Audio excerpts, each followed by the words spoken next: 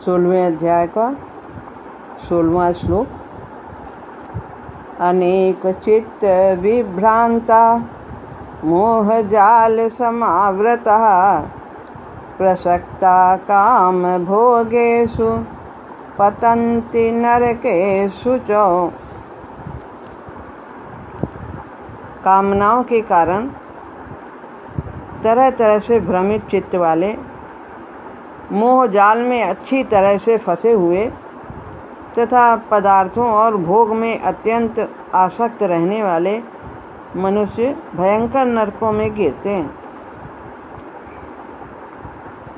हम कामनाओं के कारण भ्रमित हो जाते हैं, इतनी कामनाओं का जाल फैला लेते हैं कि उसके अलावा फिर और कुछ दिखता ही नहीं। उद्देश्य हमारा कुछ और भी है जीवन का।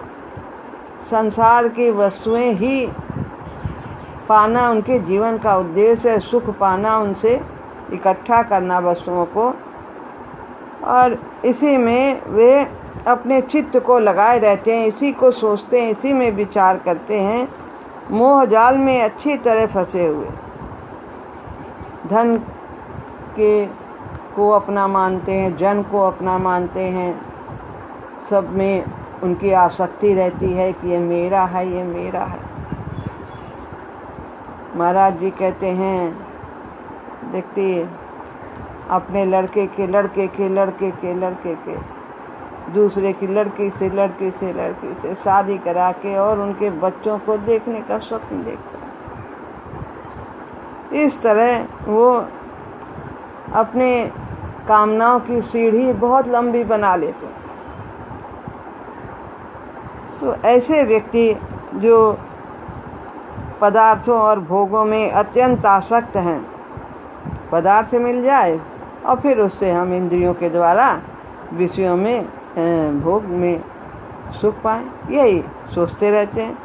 ऐसे मनुष्य भयंकर नरकों में गिरते हैं। यानी जिस काम के लिए आए हैं, संसार में भगवान ने भेजा है, वो भूल करके अपने को और बंधन में बांधते चले जाते। जबकि भगवान ने गीता में कहा, अनित्यम असुखम लोकम इमं प्राप्य भजस्व माम।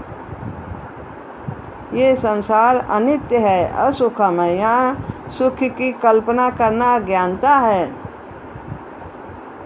तो मनुष्य शरीर प्राप्त करके भगवान का भजन करना चाहिए।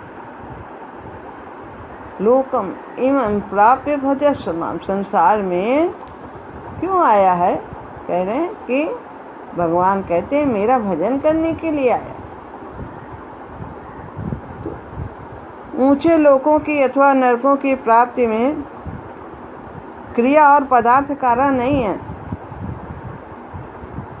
कि हम कौन सी क्रिया करते हैं, बड़ा यज्ञ करते हैं, हिमालय पर्वत पे जाते हैं, ये उसका कारण नहीं। क्रिया और पदार्थ, हमने कितना दान दिया है, हमारे पास कितना है, ये सब पदार्थ और क्रिया ऊंचे और नीचे लोकों में जानने का कारण नहीं है।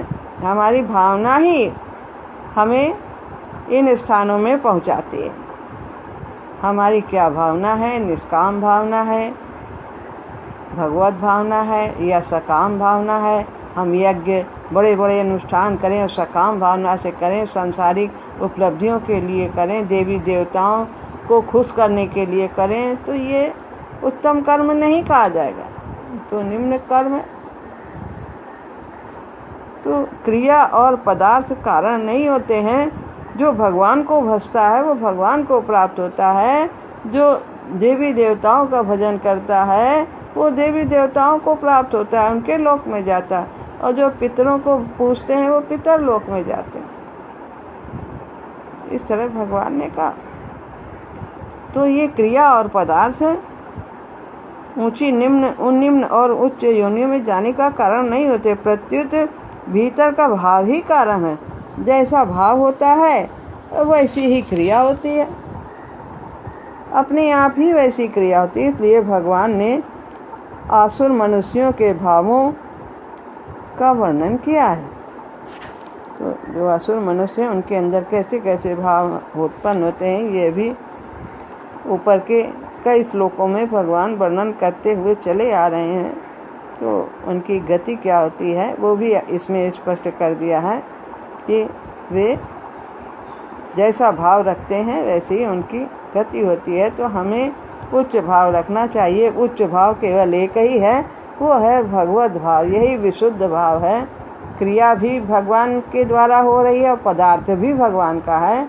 इस प्रकार जब हम भाव रखते हैं तो हम दैवी संपद से युक्त होते चले जाते हैं।